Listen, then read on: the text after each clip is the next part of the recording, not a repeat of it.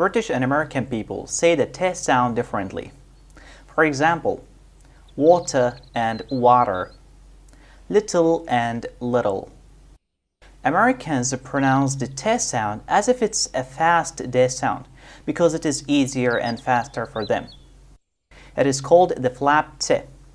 When T occurs between two vowels, it sounds like a quick D. For example, water and dated, or between a vowel and a voiced consonant. For example, little and bottom.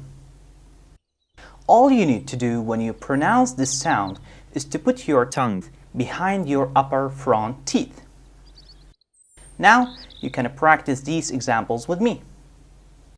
Daughter, later, data, and duty. Thank you very much for watching. See you in the next video.